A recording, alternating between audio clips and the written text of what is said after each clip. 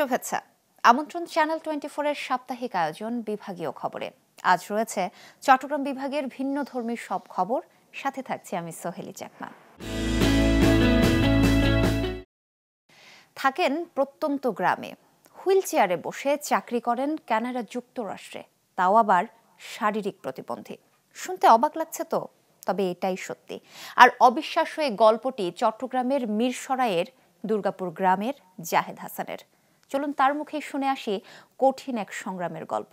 তার সাথে কথা বলেছেন ইমদাদুল হক।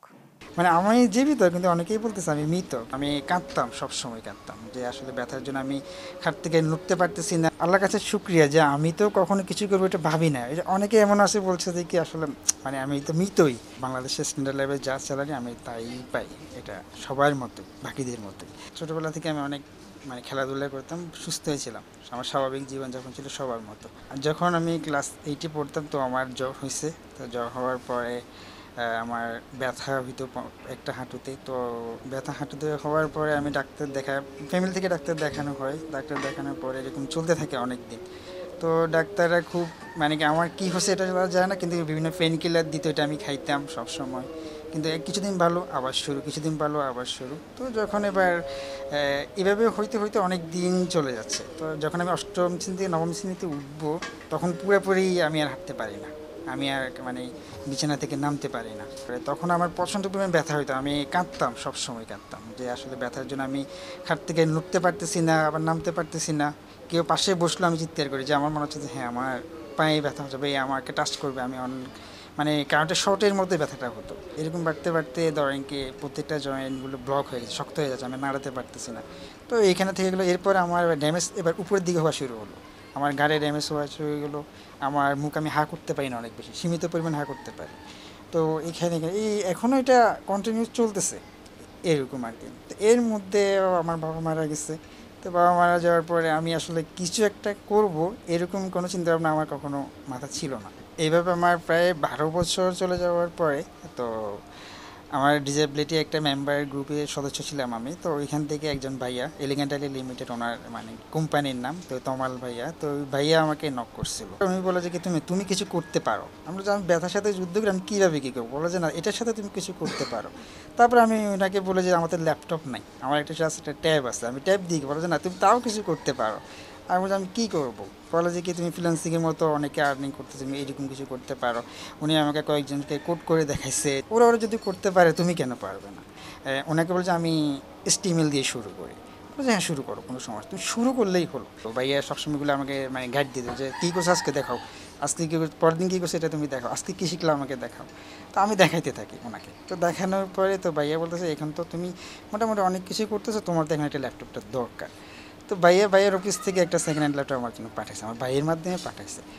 এই তখন থেকে এবার আমি চিন্তা করতে না আমাকে আরও বেশি ডেভেলপ করতে হবে। এমন রাত গেছে আমি ভোরে ঘুমাইতেও পারি নাই। আবার উঠা আর 8টার দিকে, 8:30টার দিকে উঠে আবার এই ক্লাসে জয়েন করতে হচ্ছে, 2টা বাজে ক্লাস শেষ। তারপর আমি শুরু করলাম এবারে ক্লায়েন্ট খোঁজার বিষয়টা। ফাইবারে আইডি খুললাম, অ্যাপওয়ার্ক আইডি খুললাম, তো কাজ করতেছি। ফাইবারে আমার প্রথম কাজ $5 ছিল। তো এরপরে আমি এভাবে অ্যাপ্লাই করতে থাকি, বিভিন্ন জনকে নক করতে থাকি। বিভিন্ন বায়ার, বিদেশি কোনো কোম্পানি দেখলে তাদেরকে আমি পার্সোনালি একটা মেল করি যে আমি এরকম আমার প্রজেক্টগুলো দেখাই। তো এরপরে একদিন একটা সাইট হ্যাক হয়েছে, যে চেয়ারম্যান উনি আসলে হেল্প চাচ্ছিল। তো আমি বললাম যে আমি হেল্প করতে পারি কি না দেখি, যেহেতু আমি ওয়ার্ডপ্রেসেই কাজ জানি। অনেকটা ভয়ে পাচ্ছিলাম, কিন্তু ওনাকে আমি সঠিকটাই বলতেছিলাম যে দেখেন আমি তো মনে পারবো না, কিন্তু আপনি ওই কোম্পানির কাছে এই কাজটা দিলে ওরা খুব ভালো করবে, এটা আপনার খুব তাড়াতাড়ি হয়। বলছে তাহলে তো আমি ওই কোম্পানির কাছেই করি। তো এর পরবর্তীতে ওই আমার যে কোম্পানির চেয়ারম্যান উনি ওই কোম্পানির কাছে সাইটটা দিয়ে দেয়। কিন্তু উনি আমার সাথে কিন্তু ওই যে সঠিক পরামর্শ দেওয়ার কারণে আমার সাথে কিন্তু যোগাযোগটা রাখছে সবসময়। তো এইভাবে একদিন আমাকে বলে যে কি আমি তোমার একটা লিখিত পরীক্ষা নেব। লিখিত পরীক্ষা নেওয়ার পরে তো বলে যে কি ঠিক আছে তোমার একটা কন্ট্রাক্ট পেপার সাইন করো। তো ওইখানে আমি কন্ট্রাক্ট পেপারটা সাইন করি। ওইখান থেকে আমার ফ্রিল্যান্সিং ওই কানাডার কোম্পানিতে জব লাইফ শুরু। এটা হচ্ছে যে কি স্লিপার ওয়েলনেস, এটা কানাডাতেই আছে ওদের। ওইটা হচ্ছে যে কি একটা ওয়েলনেস কোম্পানি, ওনারা আপনার ধরেন কি ম্যারেজ লাইফ সমস্যাগুলো নিয়ে কাজ করে। যাদের উনি একজন সাইকোলজিস্ট টিচার, যিনি আমাদের মালিক। আর পেমেন্ট সিস্টেমটা সরাসরি ব্যাংকে আসে। এখানে কোনো আমার আওয়ারলি কোনো ঘন্টা হিসেবে আমি পার্মানেন্টলি ওনাদের সাথেই আছি। আবার এর পাশাপাশি আরেকটা কোম্পানি, ওয়েলনেস কোম্পানিতে আমি কাজ করি, সেটা হচ্ছে যে কি আমেরিকাতে। তারাও ওয়েলনেস কোম্পানি, ওখানে পার্ট টাইম কাজ করি। এটা বাংলাদেশের স্ট্যান্ডার্ড লেভেল যা স্যালারি আমি তাই পাই। আমার কাছে কখনো ওই ফিলটা হয় নাই যে আমি জব পাইছি অনেক হ্যাপি নিয়ে সবাইকে বলি না। তখন আমার মাথা শুধু কাজ করতো যে আমি কীভাবে কাজটা শিখে নিতে পারি, যত তাড়াতাড়ি আমার মাথাটা সেটা সেট আপ করতে পারি। ওনাদের কোথায় কী আছে, কোথায় কী কাজ করা যায়, ওনাদেরকে কীভাবে স্যাটিসফাই করা যায়, আমার 100%টা দিয়ে আমি মানে ঢুকতে চাই। যেহেতু আমার 3 মাসের কন্ট্রাক্ট পেপার সাইন হয়েছে, এরপরে পার্মানেন্ট হবে, তাহলে আমাকে আমার 100%টাই দিতেই হবে অল টাইম। আমাদের ডেজিগনেশন হচ্ছে ভার্চুয়াল অ্যাসিস্ট্যান্ট, আমি ওনার পার্সোনাল ভার্চুয়াল অ্যাসিস্ট্যান্ট। তো ওনার ওয়েবসাইটটা সবসময় আমাকে দেখি, ওয়েবসাইটে কোনো সমস্যা, সার্ভার ইস্যু। আল্লাহর কাছে শুক্রিয়া যে আমি তো কখনো কিছু করবো এটা ভাবি না। অনেকে এমন আছে বলছে যে কি আসলে মানে আমি তো মৃতই, মানে আমি জীবিত, কিন্তু অনেকেই বলতেছে আমি মৃত, কিন্তু আমি যে একটা সময় যে কিছু করব বা কিছু করতে পারি এরকম তো আমার মাথায় ছিল না। কিন্তু সেটা আল্লাহর রহমতে আমি করতে পারছি বা আল্লাহ আমাকে করাইছে।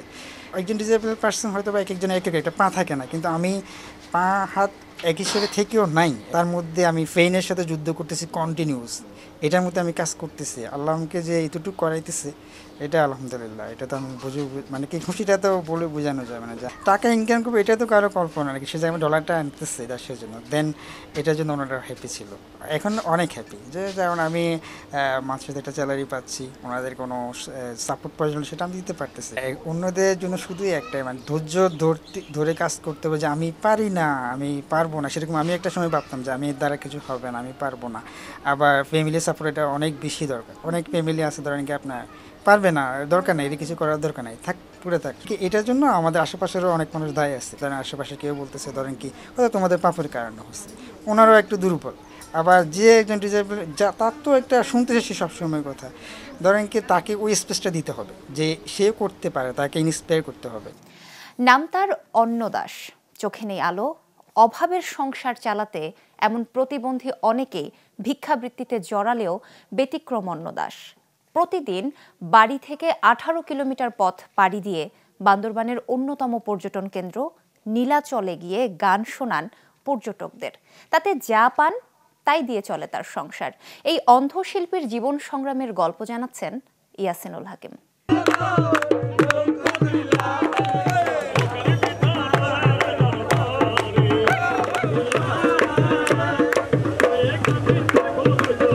আজ এসেছি বান্দরবানের অন্যতম পর্যটন স্পট নীলাচলে। নীলাচলের আসলে পর্যটকদের আকর্ষণের বিভিন্ন স্থাপনার পাশাপাশি মনোমুগ্ধকর গান শুনিয়ে আসলে পর্যটকদের আরো বেশি আনন্দ, উৎসাহ, উদ্দীপনা উপহার দিয়ে থাকে। বান্দরবানের পার্শ্ববর্তী জেলা বাজালিয়া উপজেলার বাজালিয়া ইউনিয়নের অন্নদাস নামের এক অন্দর, সেই 1971 সালে পরিবারের সাথে ভারতে পাড়ি দেওয়ার সময় কালোজ্বরে আক্রান্ত হয়ে তার 2টি চোখে অন্ধত্ব বরণ করেন এবং এর পরবর্তী সময়ে সেই বান্দরবানের যে পার্শ্ববর্তী জেলা উপজেলা ইউনিয়নের থাকার কারণে সেই প্রায় 7 বছরের গানের বিভিন্ন চর্চার মাধ্যমে গানের চর্চা করে এবং এই চর্চার শেষে সেই গানের আয়ত্ত করে বিভিন্ন টেলিভিশন এবং রেডিওর মাধ্যমে সেই গানগুলো নিজের আয়ত্ত নিয়ে আসে।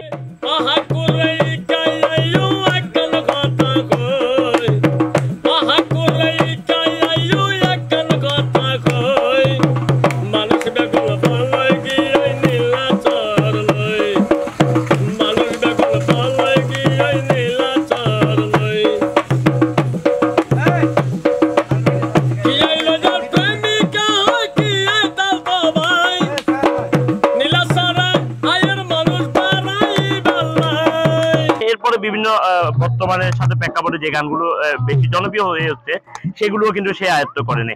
এর পরবর্তীতে সে বান্দরবানে প্রায় 20 থেকে 22 বছর যাবত বান্দরবানে বিভিন্ন পর্যটন স্পটগুলোতে পর্যটকদের গান শুনিয়ে যে অর্থ উপার্জিত হচ্ছে সেটি নিয়ে সে এবং তার পরিবার নিয়ে সে মোটামুটি ভাবে তার পরিবারটা নিয়ে সে ভালো। আমি গান করে অনেক কষ্ট করে চলে, আমার সব নষ্ট হয়ে গেছে। ওই 5-6 বছর বয়সে টাইফয়েড ছিল, টাইফয়েডে সব নষ্ট হয়ে গেছে। তখন এরপর আমি ছোটোবেলার থেকে গান জগতে চলে গেলাম, গান শিখলাম। তখন এই 2001 পর্যন্ত নীলাচল আছে। 2002 থেকে সবগুলো পর্যটন শুরু হয়ে গেছে। আর এর আগে কোনো পর্যটন ছিল না, এলাকায় গান করতাম। এখন নীলাচল পর্যটন আছে। আমরা এখন কথা বলবো বান্দরবানে যে সমস্ত পর্যটকরা বান্দরবানে ভ্রমণ করতে আসছে তারা তার গানে কতটুকু আসলে খুশি এবং কতটুকু আনন্দ পাচ্ছে সেই বিষয়টি নিয়ে জানাবো এখন পর্যটকদের মতামত। ওনার যে প্রতিভাটা মহান সৃষ্টিকর্তা দিয়েছেন ওইটাকে কাজে লাগিয়ে উনি চেষ্টা করছে যে আসলে ওনার সংসারটা চালানোর জন্য। তো এটা নিঃসন্দেহে খুবই ভালো দিক এবং উনি খুব ভালো মনের পরিচয় দিয়েছে যে আসলে ভিক্ষাবৃত্তির দিকে যায়নি। আর শিল্পী যারা স্বাভাবিকভাবেই শিল্পীদের মনটা অনেক উঁচু মনের হয়ে থাকে। ওনার যে তবলা বাজানো এটা দেখে আমরা অভিভূত হই। আমরাও ওনার সঙ্গে একটা গান করার প্ল্যান করি যে আমরা যেহেতু এমনিতে পিকনিকে আছি এনজয় করতে, তাই ওনার সাথে একটু এনজয় করে যে ওনাকে আমরা অনেক করে বলে ওনাদেরকে আমরা রাজি করিয়েছি। রাজি হওয়ার পরে উনি আমাদের সাথে গান করছেন, আমাদের অনেক আনন্দ হচ্ছে। এই ওনার চোখ নাই তাও উনি যে গান করছেন, গানটা আমার যেমন প্রিয়, এখানে অনেকেই আনন্দ দিচ্ছে। আমরা যাওয়ার সময় শুনছি, কিছুক্ষণ আগেও শুনে গেছি, এদিকে গেলাম আবার এদিকে দেখছি আমার স্যারও গান করছে, আবার এসে দেখলাম। আসলে ওনার এই জিনিসটাকে আমরা অনেক রেসপেক্ট। কিন্তু এই উপজেলার আমি সুনামধন্য যারা আছেন বা এখানে প্রশাসন দৃষ্টি আকর্ষণ করব যাতে উনি ভিক্ষাবৃত্তি না করে সঙ্গীতের মাধ্যমে যত কষ্ট করে নিজের সংসার চালাচ্ছে, এটাকে যেন আরো একটু ওনার সংসার চালানোটা একটু সহজতর করার জন্য। এই যে ভিক্ষাবৃত্তি না করে যে নিজে গান করে সংসার চালাচ্ছে এত কষ্ট করে, যদি ভবিষ্যতে যদি এভাবে যদি ভিক্ষাবৃত্তি না করে যদি নিজের কর্মসংস্থান অথবা নিজের প্রতিভার মাধ্যমে যদি কিছু ইনকাম করা যায় তাহলে সংসারটা ভালো চলে। ওনার এই প্রতিভা মানে উনি দৃষ্টি না থাকে কিন্তু উনি নিজের অজান্তে মানে চোখে না দেখে কিন্তু খুব সুন্দর করে মানুষকে আনন্দ দিচ্ছে এবং সবাই কিন্তু এটা রিসিভ করছে। তা আমরা আশা করবো ওনার যে সম্বলটা উনি ধরে রেখেছে সেটা দ্বারা ওনার পরিবারটা চলুক এবং উনি উত্তরোত্তর একটু ভালোভাবে থাকুক, সেটা আমরা কামনা করব। তো আমরা পর্যটকদের সাথে কথা বলেছি এবং সুশীল সমাজ বা বান্দরবানে যারা আসলে পর্যটন সংশ্লিষ্ট তারা আমাদেরকে যেটি জানিয়েছে, এই নীলাচলে অন্নদাসের গানের মাধ্যমে পর্যটকদের যেমন আকর্ষিত হচ্ছে, পাশাপাশি ভিক্ষাবৃত্তি না করে মানুষের যে প্রতিভা রয়েছে, মানুষের যে নিজস্ব যে জ্ঞান ধারণা রয়েছে সেগুলিকে কাজে লাগিয়ে যদি মানুষ এই অন্নদাসের মতো সবাই যদি নিজের প্রতিভাকে কাজে লাগিয়ে কর্মমুখী হয় তাহলে পর্যটন শিল্পের পাশাপাশি নিজের অর্থনৈতিক অবস্থা এবং দেশের ভিক্ষাবৃত্তিটা অনেকটা আসলে কমে যাবে বলে মনে করছে। তার গানের মূল মাধুর্য যেটি বলা যায় যে তার নিজের তবলার তালে তালে আধুনিক গানের পাশাপাশি সেই আগের দিনে যে হারিয়ে যাওয়া গানগুলো রয়েছে সেগুলো কিন্তু সে আয়ত্ত করেছে। তো সব মিলিয়ে কিন্তু অন্নদাসকে নিয়ে অন্যরকম একটা পরিবেশ তৈরি হয় প্রতিদিন নীলাচলের এই পর্যটন স্পট গুলোতে। খলিফাপট্টি কম দামি পোশাকের বড় পল্লী। চট্টগ্রামের ঘাট ফরহাদ বেগে ৬ দশক আগে গড়ে ওঠা খলিফাপট্টির কয়েকশো ক্ষুদ্র কারখানায় প্রতিদিন অনবরত ঘুরছে মেশিনের চাকা। তৈরি হচ্ছে হরেক রকমের পোশাক যা মেটাচ্ছে দেশের নানা প্রান্তের নিম্ন ও মধ্যবিত্তের চাহিদা। খলিফাপট্টির বিস্তারিত জানবো রনি দত্তের রিপোর্টে। ক্যামেরায় ছিলেন হারুনুর রশিদ।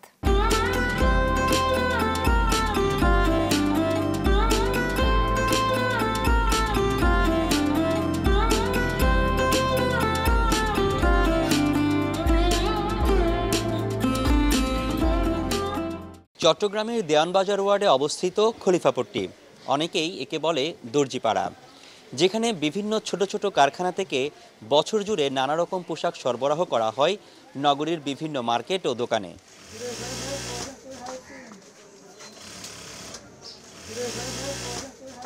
মূলত ফ্রক, কামিজ, লেহেঙ্গা, থ্রি-পিস, কোটি, শার্ট, টি শার্ট সহ সব ধরনের পোশাক সেলাই হয় এখানে।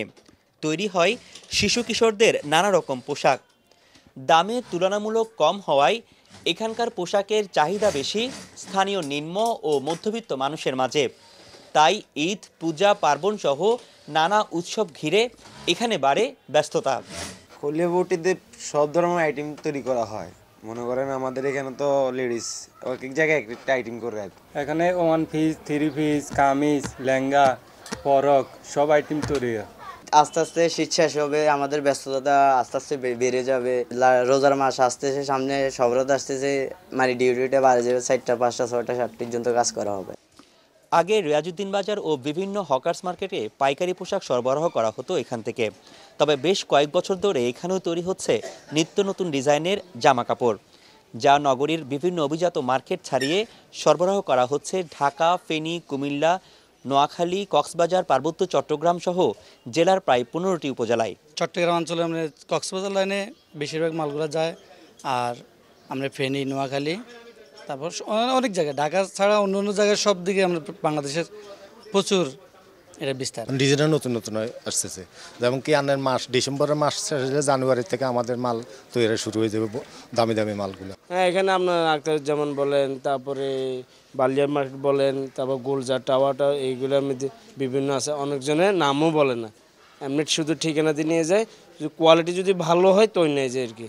আমরা এক একটা মাল এক এক সময় কোয়ালিটি করে মাল করলে তো ওনারা ওইগুলাই নেয়। আগের থেকেও আরও উন্নত হয়েছে, কাপড় আপডেট হয়েছে। 60-এর দশকে ছোট এই এলাকাকে ঘিরে গড়ে উঠেছে এই পোশাক শিল্প। নোয়াখালীর বেগমগঞ্জের প্রয়াত আইয়ুব আলীর হাত ধরেই সামান্য ফেরিওয়ালা থেকে এই পোশাক মার্কেট তৈরি। বর্তমানে আইয়ুব আলীর পরবর্তী প্রজন্মরাই এখানকার তৈরি পোশাক কারখানার মালিক। দিনে দিনে এখানে যুক্ত হয়েছেন আরও অনেক ব্যবসায়ী। আইয়ুব আলীর নাম শুনছি, আইয়ুব আলী ডিস্ট্রিক্টগত সবাই আত্মীয় স্বজন। মূলত আইয়ুব আলী যে উনি আসছে, দেখা যাচ্ছে ওনার সাথে ওনার হয়তো শুভাকাঙ্ক্ষী একজনটা আনছে, ওইভাবে একজন পড়তে এইভাবে আস্তে আস্তে এখানে এই বিস্তারিত হয়েছে। দাদারা ছিল, দাদার বাপ ছিল, এই ধরনের বাপেরা ছিল, তো আমি হয়েছি 4 নম্বরে। আইয়ুব আলী সরকার নামে একজন মুরব্বী ছিল, উনি হয়েছে প্রথম খলিফাপট্টি আসিল। আগে মার্কেটে হকা ছিল, তখন একটা মেশিন নিয়ে এখানে আসে খলিফাকাম স্টার্ট করছে। তখন ওইটা হচ্ছে পুরান আমাদের আক্তার মেয়ের বিল্ডিংটা, ওইখান থেকে আসলে মূলত খলিফাপট্টি জন্ম। আইয়ুব আলীর পরে না ওনার ছেলেরা আসছে, নাতিনাত করে আসছে, পার্শ্ববর্তী একজন আনছে, হে আবার আরেকজন আনছে, উনি আবার ওনার আবার আরেকজন আনছে। এদিকে কারিগর কাম শিখি হে দেখা গেছে 2টা মেশিন নিয়ে ব্যবসা শুরু করছে। এইভাবে আসলে মূলত খলিফাপট্টি উৎপাদন। বর্তমানে 350-এরও অধিক কারখানায় মালিক শ্রমিক মিলে প্রায় 10,000 মানুষ ও তাদের পরিবারের জীবন জীবিকার অন্যতম উৎস এই খলিফাপট্টি। সহজ শর্তে ঋণ দেওয়া সহ অন্যান্য সুবিধা দিলে এখানে আরও বেশি মানুষের কর্মসংস্থানের সুযোগ সৃষ্টি হওয়ার আশা এখানকার ব্যবসায়ীদের। রনি দত্ত, চ্যানেল 24, চট্টগ্রাম। একদল উদ্যমী আলোকিত তরুণের গল্প, যারা প্রতিদিন বই হাতে ঘুরে বেড়ান স্কুল কিংবা পাড়া মহল্লায়। শিশু কিশোর বা শিক্ষার্থীদের পাঠ্য বইয়ের বাইরে পড়ার অভ্যাস করে তুলে দেন সৃজনশীল সব বই। গত কয়েক বছর ধরে খাগড়াছড়িতে চলা এই ব্যতিক্রমী কার্যক্রমের কথা তুলে ধরেছেন নুরুসাফা মানিক। আধুনিক প্রযুক্তি এবং মোবাইল সংস্কৃতির কারণে মানুষ দিন দিন বই বিমুখ হয়ে যাচ্ছে। এখন মানুষ বই পড়ে না বললেই চলে। এমনই সময়ে এসে ব্যতিক্রমী এক উদ্যোগ নিয়েছেন খাগড়াছড়ির একদল তরুণ এবং তরুণী সহ বয়স্করা। তারা মাস্টারদা সূর্যসেন গণপাঠাগার নামে এক ব্যতিক্রমী উদ্যোগ নিয়েছেন শিক্ষার্থী সহ নানা বয়সীদের বই পড়ানোর জন্য। বিভিন্ন বিদ্যালয় ঘুরে ঘুরে কিংবা বিভিন্ন পাড়ায় গিয়ে তারা বই বিতরণ করেন এবং সেই বই পড়ার জন্য শিক্ষার্থী সহ নানা বয়সী মানুষকে উদ্বুদ্ধ করেন। আজকে আমরা তাদের সাথে এসেছি এমনই একটি বিদ্যালয়ে তাদের কার্যক্রম দেখার জন্য। চলুন আমরা দেখি তারা কি করছেন। আমি আগের বই পড়ে অনেক খুশি হতাম, বাট এখন এই বইগুলো পড়ে আমি আরও বেশি উৎসাহিত হচ্ছি। কারণ যত বেশি বিদ্যা আমি গ্রহণ করব, তত আমাদের বিদ্যা কমবে না, বরং বাড়বে।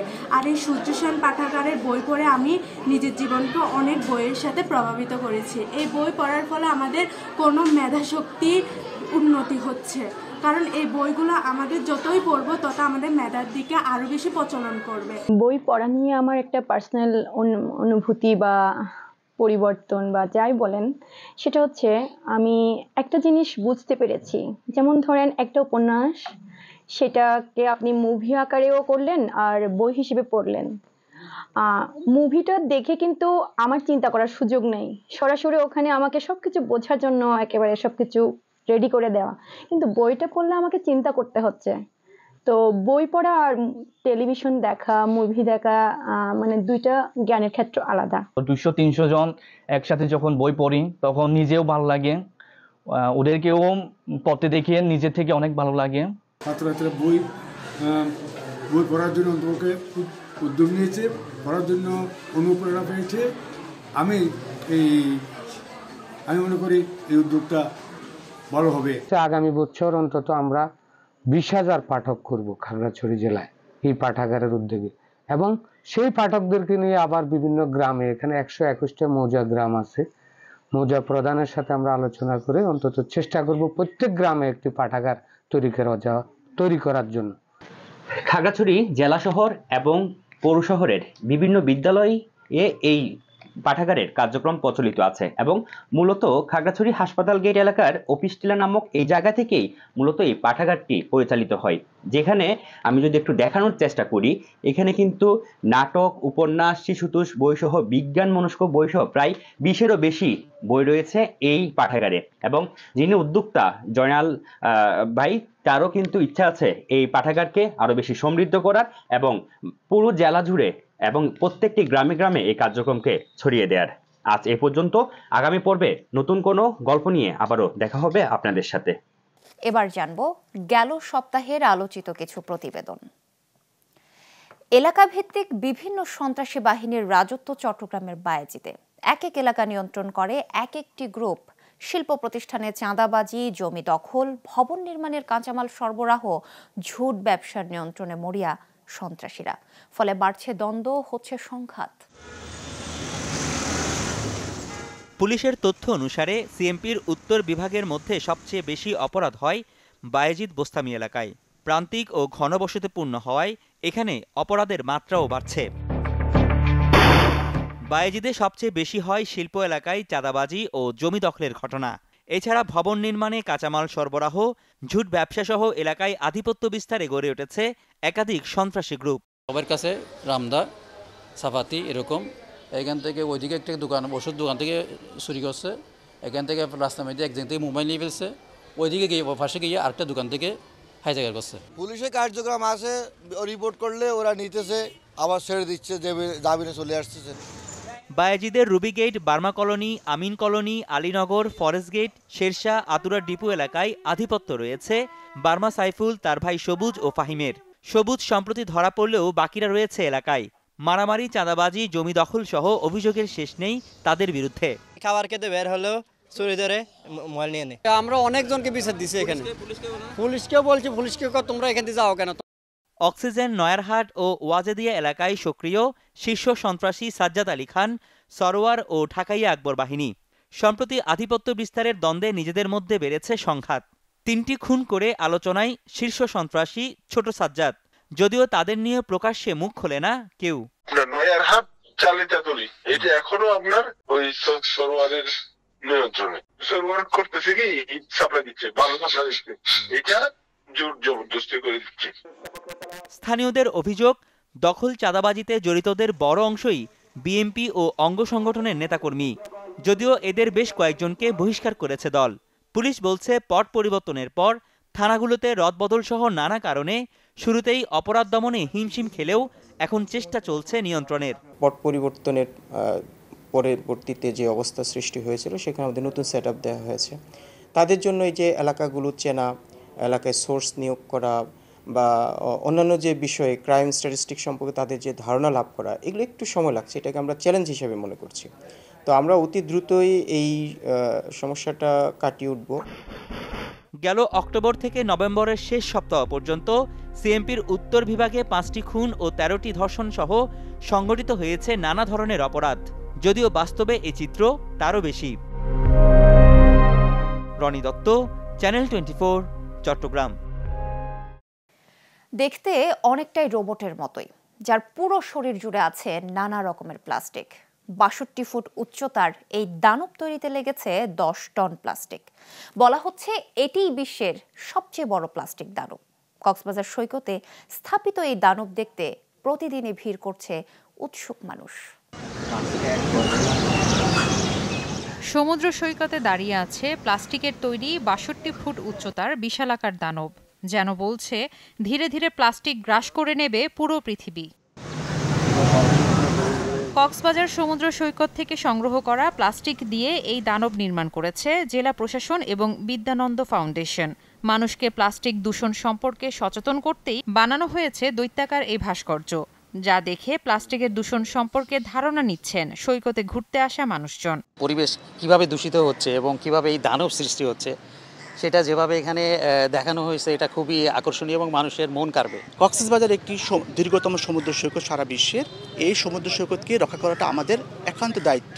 এরকম উদ্যোগ শুধু এখানে না, সারা দেশেই থাকা উচিত। গেল নভেম্বর থেকে এ পর্যন্ত 15 টন প্লাস্টিক সংগ্রহ করেছে বিদ্যানন্দ ফাউন্ডেশন। 4 মাস ব্যাপী এই কর্মসূচিতে 5 লাখ কেজি প্লাস্টিক রিসাইকেল করার কথা রয়েছে।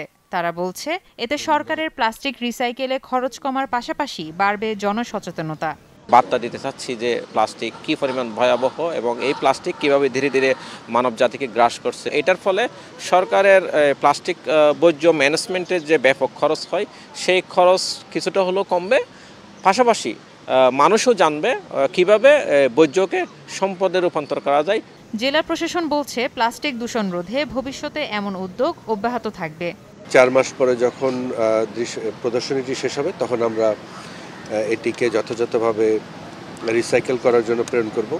মূল উদ্দেশ্য সচেতনতা, ব্যক্তি পর্যায়ের সচেতনতা তৈরি হলেই কেবলমাত্র আমরা প্লাস্টিকের প্রকৃতভাবেই প্লাস্টিককে নিরসন করতে পারবো, প্লাস্টিকের যে ভয়াবহতা এটাকে আমরা প্রশমিত করতে পারবো। প্লাস্টিকের তৈরি দানবের পাশে বসানো হয়েছে স্টল, যেখানে প্লাস্টিক জমা দিলেই দেওয়া হচ্ছে চাল, ডাল, তেল সহ নিত্য প্রয়োজনীয় জিনিসপত্র। Desk report, channel 24। দর্শক, এই ছিল আজকের আয়োজন। চট্টগ্রাম বিভাগের মজার সব খবর নিয়ে আবারও হাজির হব আগামী শুক্রবার একই সময়ে। এতক্ষণ যারা সাথে ছিলেন সবাইকে অসংখ্য ধন্যবাদ।